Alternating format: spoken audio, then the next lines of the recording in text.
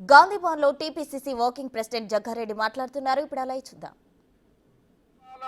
ఎట్లయితే సాగిందో అట్లాగే ఆ రోజే నెహ్రూ గారు ప్రధానమంత్రి కాగానే శ్రీరామచంద్రుని లాంటి పరిపాలన అంటే నీళ్లు, నిధులు, రైతులు, ఉద్యోగాలు, ఇండస్ట్రీస్, చదువుకోవడానికి ఎడ్యుకేషనల్ ఇవన్నీ అప్పుడే కదా మొదలైంది, నెహ్రూ గారు కాలంలోనే కదా. అట్లా పునాది నెహ్రూ గారు. అలాంటి పునాదుల నుంచే ఈరోజు అనేక మంది నాయకులు ఎవరన్నా తీసుకో, మనం ఈ మధ్యలో ముఖ్యమంత్రులు అయిన వాళ్ళు 20 ఏళ్ళ చంద్రబాబు నాయుడు తీసుకో, కేసీఆర్ని తీసుకో, మొన్నటిదాకా జగన్ తీసుకో, రాజశేఖర రెడ్డిని తీసుకో, రోషే గారిని తీసుకో, కిరణ్ కుమార్ రెడ్డిని తీసుకో, ఇప్పుడు రేవంత్ రెడ్డిని తీసుకోండి. ఇట్లా ఆయన వేసిన ఇత్తంలో నుంచే వీళ్ళందరూ వచ్చారు. ఆయన వేసిన పునాదుల నుంచే ఈ నాయకులు వచ్చారు. అది మర్చిపోవద్దు అని అడుగుతున్నా. అదే నేను జ్ఞాపకం చేపిస్తున్నా ఈరోజు గాంధీభవన్ మీడియా ద్వారా. ఇంత పెద్ద గొప్ప చరిత్ర, త్యాగాల చరిత్ర, త్యాగాల కుటుంబము. రాహుల్ గాంధీ గారి యొక్క ముత్తాత, రాహుల్ గాంధీ గారి యొక్క ముత్తాత జవహర్లాల్ నెహ్రూ యొక్క గొప్పతనం, ఆ బ్లడ్డే ఈరోజు రాహుల్ గాంధీ గారిని మళ్ళీ జనంలో నడిపిస్తున్నది.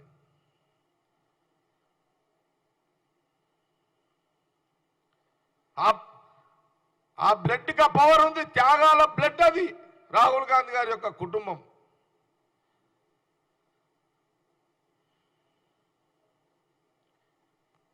ఆ రోజు ఆహార ధాన్యాలు ఉత్పత్తి మొదలైనవి, వ్యవసాయ రంగం అభివృద్ధి చెందుతూ ఉంది. కరువు వస్తే కూడా, ఎప్పుడన్నా కరువు వస్తే, వర్షాలు పడకుండా కరువు వస్తే ఒక 3 సంవత్సరాలు ధాన్యాలు నిల్వ ఉండే విధంగా గోదాములు కూడా కట్టడం జరిగింది.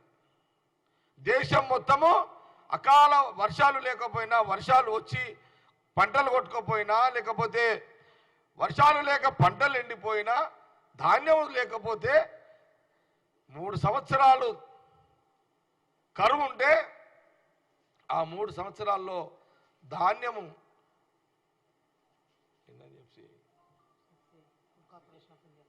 ఎఫ్సిఐ,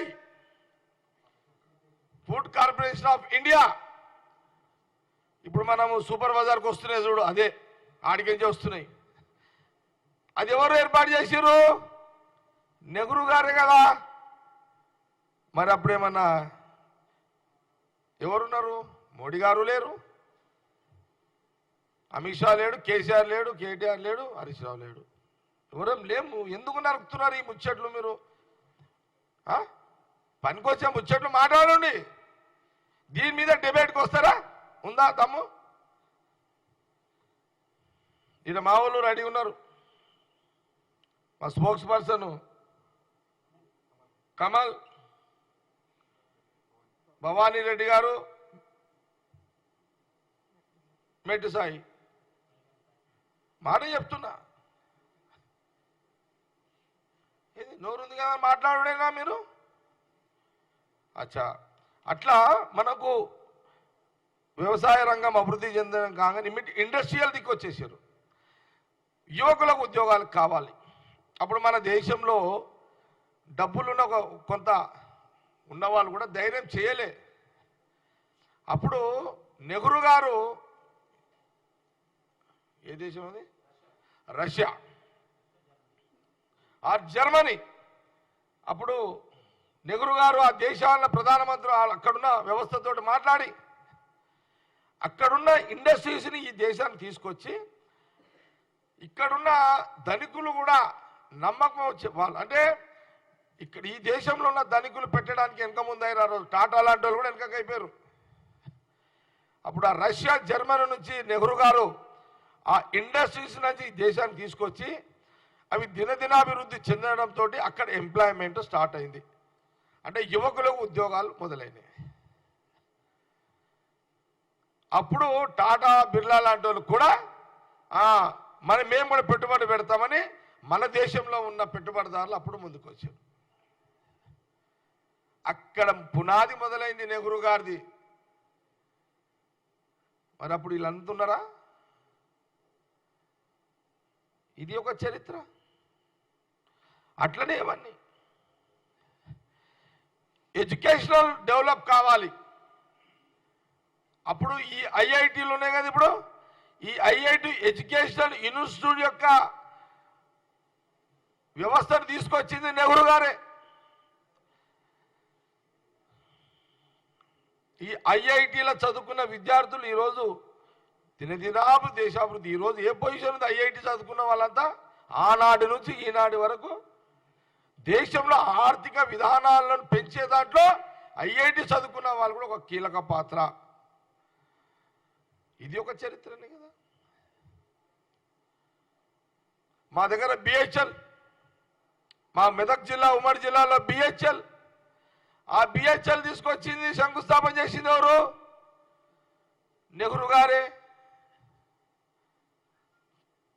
ఈరోజు నెహ్రూ గారి యొక్క ఏం చేసి ఉండే అనే దాని మీద ఈరోజు నేను ఈ ప్రెస్ మీట్లో తెలియజేస్తున్నా.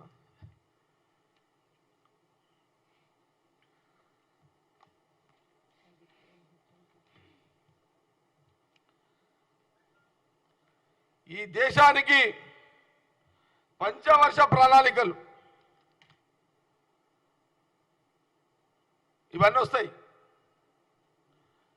దీన్ని నెహ్రూ గారు ఏం చేసేవాళ్ళంట, చరిత్రలో మన పుస్తకాలలో ఎప్పుడప్పుడు దీన్ని రివ్యూస్ చేసేవారంట. మళ్ళీ ఇండస్ట్రీస్ ఎన్ని వచ్చినాయి, దేశంలో ఎంతమంది ముందుకు వచ్చారు, ఎడ్యుకేషనల్ ఇన్స్టిట్యూషన్స్ ఎన్ని వచ్చినాయి, మనం ఎన్ని చేసినాము దేశం మొత్తంలో, వ్యవసాయం ఏ రకంగా, ఇవి ఎప్పుడప్పుడు ఈ పంచవర్ష ప్రణాళికలన్నీ కూడా ఎప్పుడు కూడా నెహ్రూ గారు దీన్ని అబ్జర్వ్ చేస్తూ రివ్యూ చేస్తూ ఇవన్నీ కూడా చేసేవాళ్ళంట. ఇది చరిత్ర.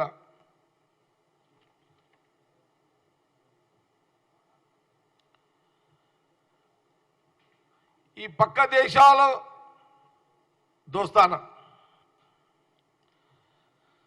మన దేశము మిగతా దేశాల దోస్తాన్ని అప్పుడే స్టార్ట్ అయింది. ఏమి మొన్న స్టార్ట్ అయిందా? ఇదేమన్నా బీజేపీలో వచ్చినాక స్టార్ట్ అయిందా? నెహ్రూ గారు ఉన్నప్పుడే స్టార్ట్. పునాది ఆయన్నే, నెహ్రూ గారే దీనికి పునాది. అయితే అప్పటికే నెహ్రూ గారు ప్రధానమంత్రి 18 సంవత్సరాలలో ప్రధానమంత్రిగా ఈ ఆహార ధాన్యాల ఉత్పత్తి మన దేశ ప్రజలు తినుకుంటూనే ఉత్పత్తి పెరిగిపోయింది. అంటే ఆహార ధాన్యాలు, బియ్యము, పప్పులు మన దేశ ప్రజలకు సస్యశ్యామలంగా అయిన తర్వాత ఆ 18 ఏళ్లలోనే ఇవన్నీ కూడా ఏ స్థాయికి పోయింది భారతదేశం నెహ్రూ గారి కాలంలో అంటే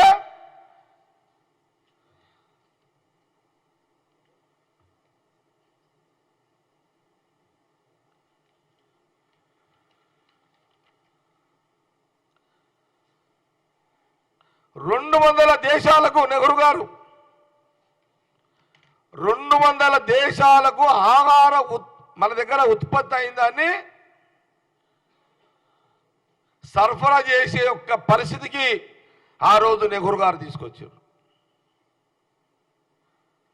18 ఏళ్ల లోపలే 200 దేశాలకు మన భారతదేశం రైతులు పండించిన పంటని దేశ ప్రజలు తినుకుంటూ తిన్నది, అదనంగా వచ్చిన పంటని 200 దేశాలకు సరఫరా చేసిన చరిత్ర ఘనత ఆ రోజు కాంగ్రెస్ పార్టీ,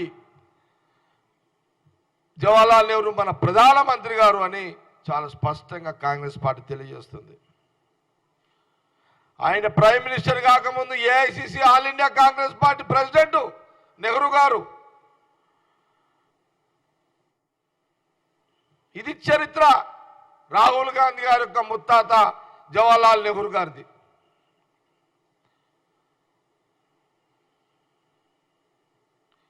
కాబట్టి ఈరోజు కొన్ని చెప్తా.